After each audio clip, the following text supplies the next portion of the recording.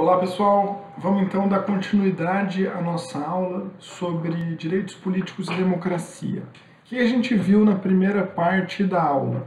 A gente viu, em síntese, quais são os direitos políticos que estão previstos na Constituição Federal de 88 e na legislação brasileira contemporânea.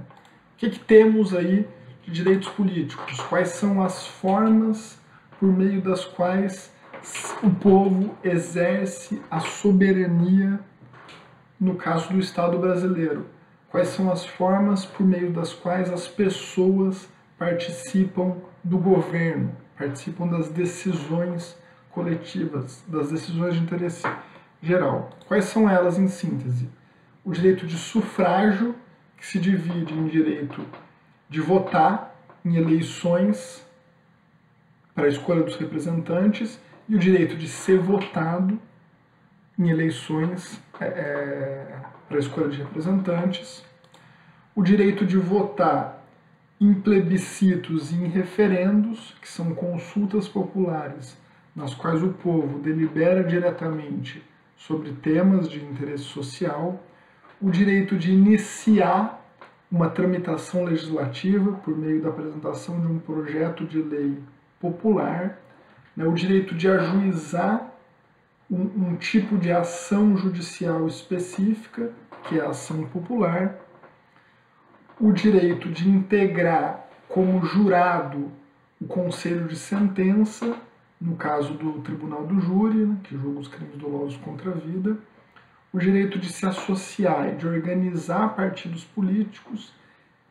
e, por fim, o direito de integrar os conselhos de políticas públicas. A gente viu também que a titularidade dos direitos políticos é da pessoa brasileira, do cidadão nacional, e os casos nos quais ocorre perda ou suspensão dos direitos políticos. Então, essa, em síntese, foi o conteúdo da primeira parte da nossa aula.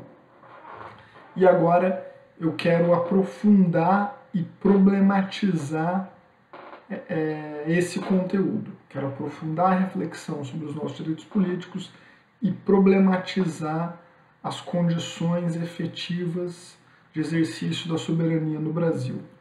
Na projeção eu mandei para vocês ali uma charge da Mafalda,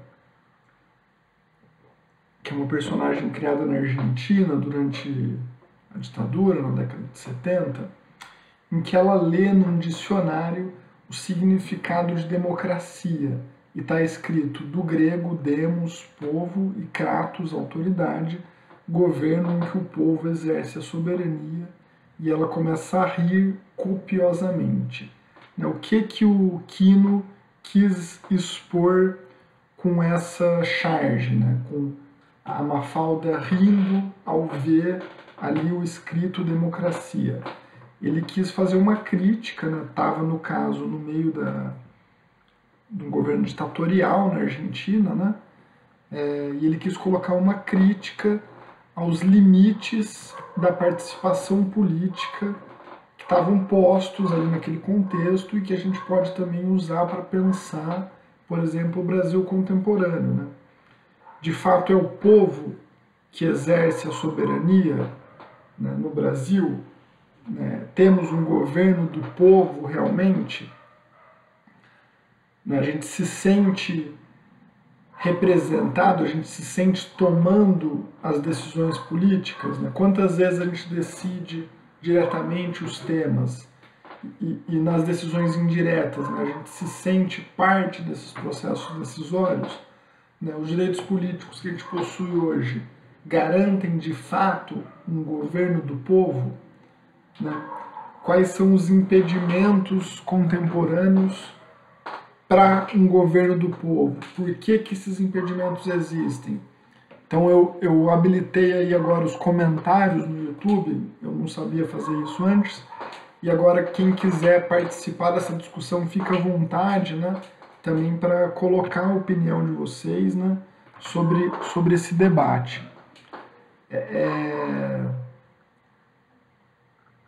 Bom, a gente viu então quais são os nossos direitos políticos, Direito de sufrágio, votar e ser votado, direito de votar em plebiscito e referendo, etc. Um dos principais problemas, um dos principais limites ao exercício da participação direta na deliberação, no caso do Brasil contemporâneo, é a pouca importância ou a fragilidade que se tem os instrumentos da democracia direta no Brasil contemporâneo. E plebiscitos e referendos, por exemplo, embora previstos na Constituição e na legislação, são muito pouco acionados. Vocês nunca votaram em nenhum plebiscito ou referendo, e eu votei só uma vez num referendo. Por que isso acontece, né? De um ponto de vista imediato ou superficial, isso acontece porque cabe ao Congresso Nacional decidir quais temas vão ser submetidos à decisão popular direta. Então, cabe ao órgão legislativo, ao poder legislativo, deliberar quando não serão eles que deliberarão. Por meio de um decreto legislativo, eles convocam um plebiscito ou referendo.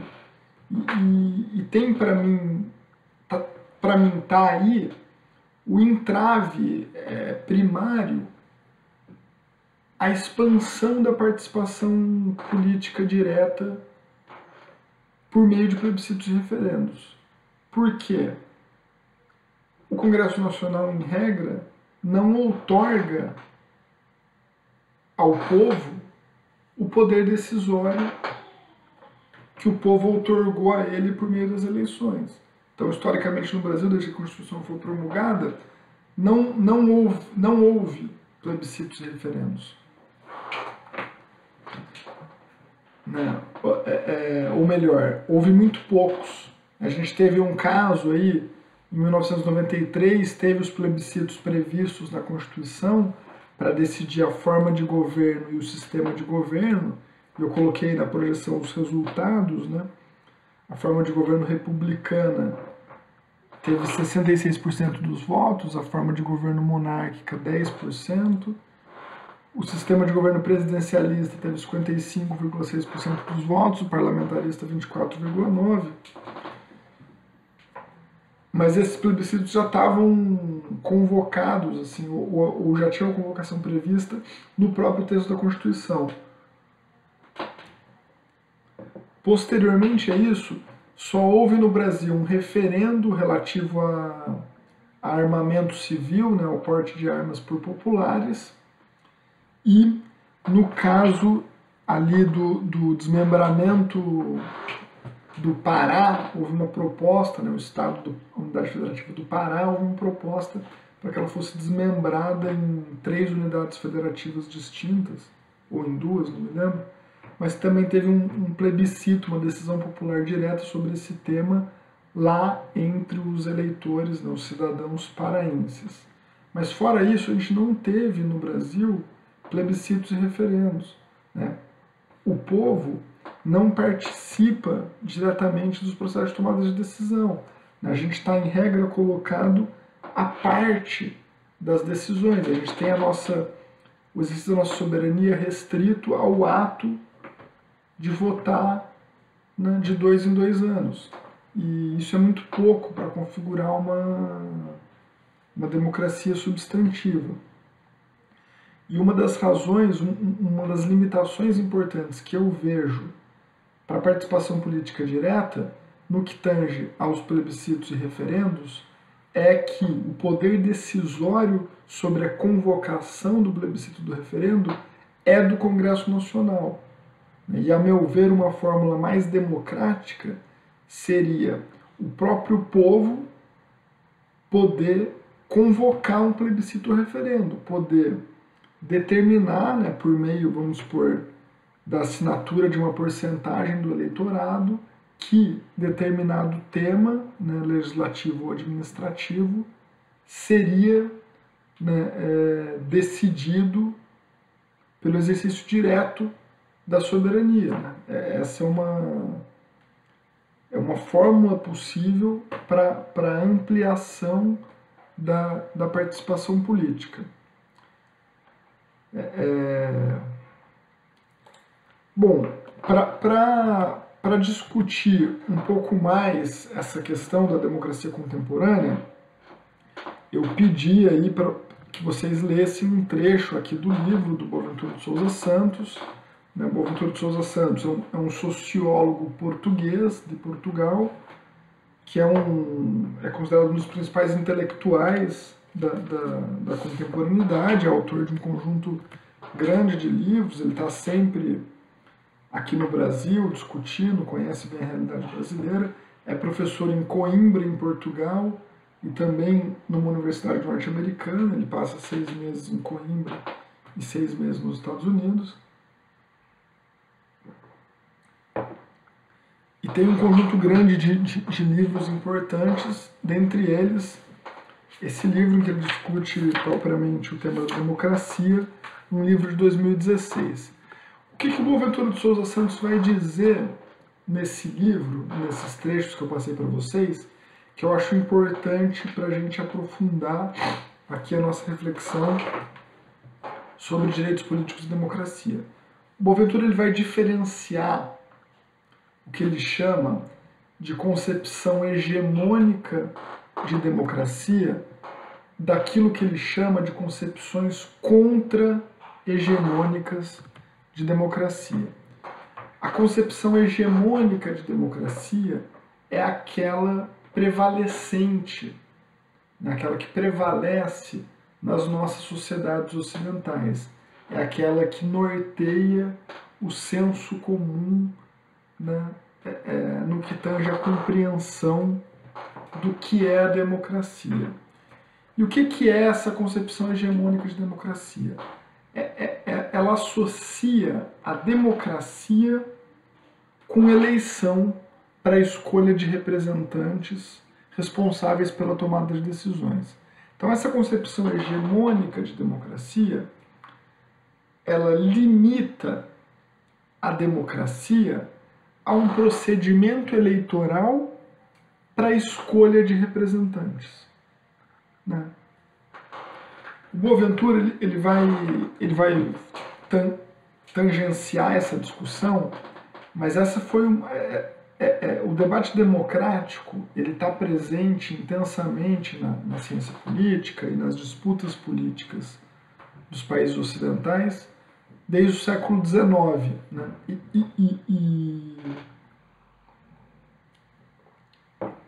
E há no período mais recente uma compreensão generalizada sobre a imprescindibilidade da democracia. Né? Hoje são poucas as vozes, né? Embora isso esteja se fortalecendo, por exemplo, no Brasil, e esse é um debate que a gente vai ter no fim do curso, mas, em geral, se entende, né, as democracias como sendo formas melhores de organização do poder do que os regimes autoritários. Mas se compreende democracia de maneira limitada. Né? Se compreende democracia segundo isso que o Boaventura de Sousa Santos chama de concepção hegemônica, que associa democracia a um procedimento eleitoral de escolha de representantes. Né? Nessa concepção hegemônica, segundo essa concepção hegemônica, vai dizer o Boaventura de Sousa Santos, uma valorização positiva da apatia política, ou seja, a não participação do povo na tomada de decisões é vista como algo bom, é vista como um sinal de que o regime político está funcionando, de que está operando bem as instituições democráticas. Isso se dá porque essa concepção hegemônica de democracia ela está fundamentada, do ponto de vista teórico, no que se chama na ciência política de teoria das elites. Foi uma teoria formulada durante o século XX para fundamentar, né, a existência de elites, né, de grupos privilegiados do ponto de vista político, econômico, cultural, em relação ao todo da sociedade. Então, uma concepção teórica baseada na desigualdade e baseada no elogio a essa desigualdade foi, do ponto de vista teórico, a base a partir da qual foi construída essa concepção hegemônica de democracia, que valoriza a apatia política e toma a democracia como simplesmente um procedimento eleitoral para escolher as elites políticas. E aí o Boaventura de Souza Santos ele vai fazer uma crítica a essa concepção hegemônica e vai dizer que ela se traduz na realidade contemporânea em democracias frágeis, em democracias de baixa intensidade, em democracias marcadas por duas patologias. O que ele chama de patologia da participação e o que ele chama de patologia da representação. O que são essas patologias?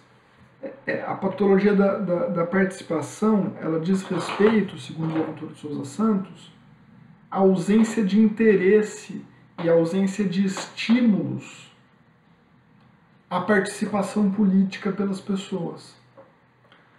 A patologia da representação, por sua vez, diz respeito, por Boaventura de Souza Santos, ao sentimento crescente, ou à percepção crescente entre as pessoas de que essas elites políticas, escolhidas por meio desse procedimento eleitoral, não as representam. As pessoas cada vez mais não se sentem representadas pelas elites políticas. E uma patologia alimenta a outra, né? A gente não participa e isso contribui para que a gente não se sinta representado. A gente não se sente representado e isso contribui para que a gente não participe. E isso caracteriza isso que o Boaventura de Souza Santos vai chamar de democracia de baixa intensidade. Essa democracia frágil, essa democracia muito pouco democrática. E o Boaventura de Souza Santos ele ainda vai dizer que contemporaneamente, aqui nesse início do século XX, essas democracias de baixa intensidade que caracterizam os sociedades ocidentais, elas estão sendo confrontadas com um novo desafio, que é o desafio de enfrentar o fortalecimento do fascismo no corpo das suas sociedades. O Boaventura Souza Santos ele vai conceituar fascismo social como o conjunto de relações de poder que são tão desiguais que levam a que uma parte, indivíduos ou grupos, mais poderosa possa exercer um direito de veto sobre aspectos essenciais da vida da parte menos poderosa. E ele vai ilustrar isso com diversas situações, né, correntes contemporaneamente, como, por exemplo, relações familiares dominadas pela violência doméstica, ou casos de apartheid social, assentados no racismo, a violência contra as comunidades camponesas, etc. Esse conjunto de relações sociais em que uma das partes mais poderosas tem poder de veto sobre aspectos essenciais da vida dos grupos ou das partes menos poderosas, o Boaventura de Souza Santos vai chamar de fascismo social. E ele vai dizer que contemporaneamente essas democracias de baixa intensidade se confrontam, né, com esse fascismo social e com um enfraquecimento ainda mais intenso das democracias, né? O que se dá no contexto também da expansão do neoliberalismo e da corrosão das diversas esferas da vida social pelos valores de mercado, né, pela busca desenfreada do lucro. Então essa seria, porventura, a concepção hegemônica de democracia e os tensionamentos contemporâneos que fragilizam ainda mais essas democracias adoecidas, né, pela falta de interesse e estímulo das pessoas a participarem e pelo sentimento de não representação que as pessoas têm em relação a essas elites políticas eleitas. Mas o Boaventura ele vai contrapor a concepção hegemônica de democracia ao que ele chama de concepções contra-hegemônicas de democracia. E o que ele vai colocar é que nessas concepções contra-hegemônicas de democracia há a valorização positiva da participação política, por meio, essencialmente, dos instrumentos da democracia direta, né, dos instrumentos da democracia participativa e de uma articulação mais construtiva entre democracia representativa e democracia participativa, entre democracia indireta e democracia direta, que ele vai trabalhar por meio do conceito de demodiversidade, né? Tentando promover, tentando estimular essa conjugação entre instrumentos diversos de exercício da soberania, entre instrumentos diversos de participação política, né? Não dá, nas sociedades contemporâneas, para simplesmente rejeitar a importância dos procedimentos eleitorais e da escolha de representantes para a tomada de decisões. Isso é absolutamente central, né? Isso é imprescindível para as democracias contemporâneas e para o bom funcionamento dos instrumentos de participação política. Mas não dá, né, segundo o Boaventura de Souza Santos, eu concordo com ele, para limitar, para restringir a democracia e o exercício da soberania à representação. É preciso fortalecer, estimular, reconstruir os mecanismos de participação política direta e conjugar esses elementos para o fortalecimento da democracia. E aí ele vai citar, né, os conselhos de políticas públicas, os referendos, os plebiscitos, as experiências de orçamento participativo como exemplos importantes de democracia direta, né? Eu falei já um pouco dos referendos e dos plebiscitos, né? Conselhos de políticas públicas. Eu sempre faço essa pergunta em sala. Quantos de vocês sabiam, né, o que é um conselho de política pública? Quantos já participaram de uma reunião de um conselho de política pública? Quantos já são ou foram conselheiros, né? Isso não é culpa de vocês, a gente discutiu isso lá na primeira aula. A nossa sociedade está construída para desestimular a participação política, né? Parafraseando Darcy Ribeiro, a falência da democracia é um projeto, né? Isso interessa a certos setores que não querem os grupos subalternos empoderados, participando, reivindicando. E a gente precisa mudar isso, né? A gente tem tentado mudar aqui na nossa dinâmica de sala, né? Vocês decidiram algumas questões aí sobre processo pedagógico, mesmo a continuidade aqui do nosso curso à distância. Eu só fiz isso efetivamente após consulta a vocês, né, após vocês se posicionarem, a despeito de todos os problemas que a gente está enfrentando nesse momento terrível, houve aí uma posição majoritária da turma pela continuidade das aulas. Então a gente tem tentado problematizar com vocês a participação política na própria estrutura das nossas aulas. E é preciso ir muito além disso. A gente tem que participar da nossa universidade, a gente tem que participar das nossas comunidades, a gente tem que participar da vida política do nosso município, do nosso estado, né? Por exemplo, a gente está vivendo uma grande tensão atualmente sobre isolamento social ou não isolamento social, né? Por que não somos nós que participamos diretamente desse processo decisório?